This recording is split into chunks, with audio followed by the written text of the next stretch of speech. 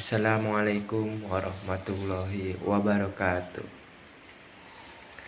Ya, saya Faizil.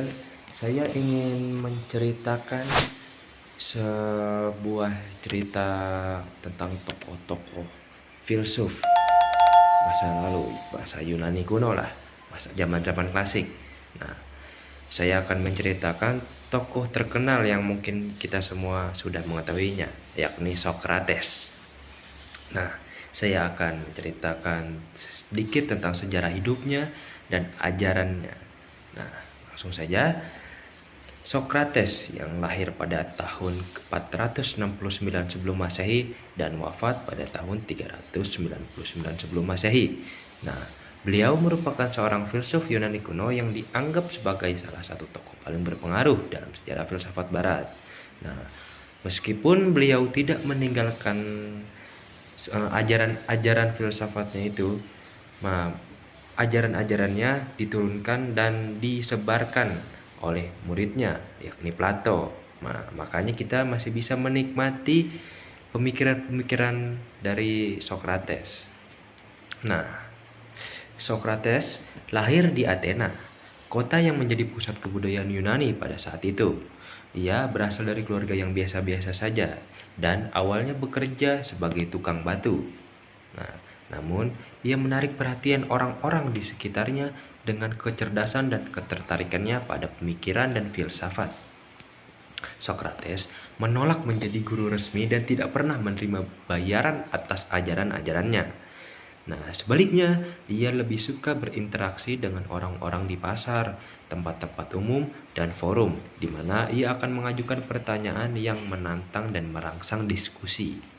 Nah, metode dialektika adalah salah satu ciri khas dari pemikiran Socrates.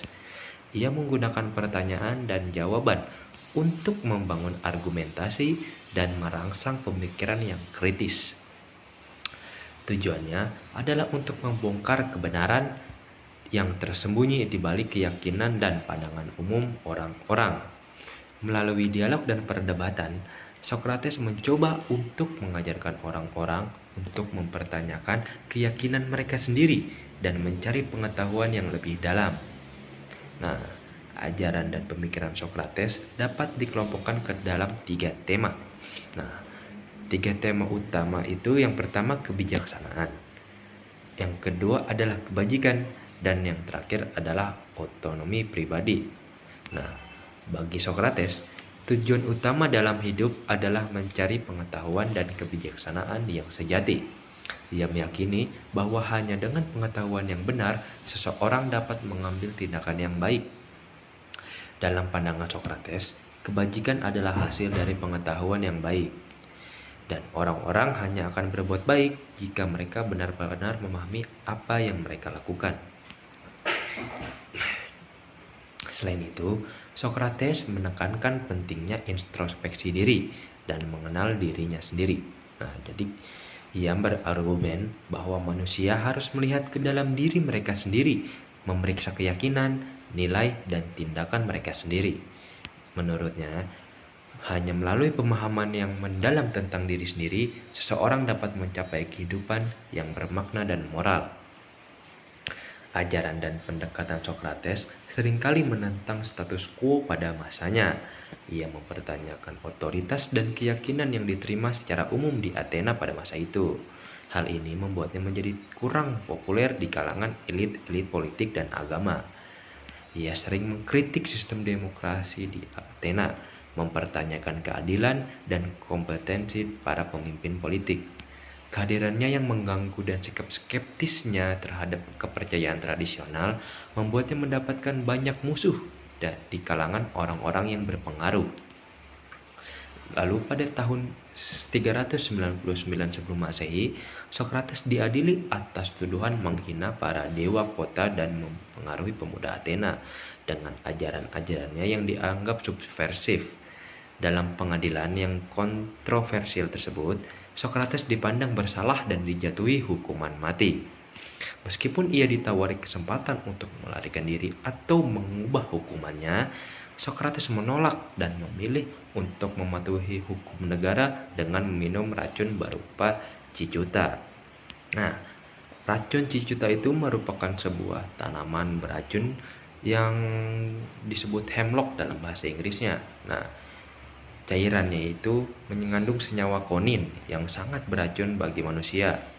Nah, jadi walaupun Socrates diberi pilihan untuk mati atau dengan cara yang lain, mungkin seperti gantung diri atau sebagainya, namun beliau memilih untuk mati dengan cara meminum racun.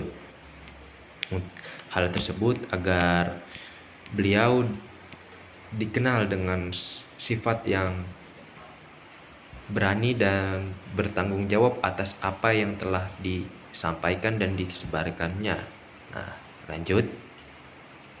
Kematian Socrates menjadi simbol perjuangan dan pengorbanan untuk kebebasan berpikir.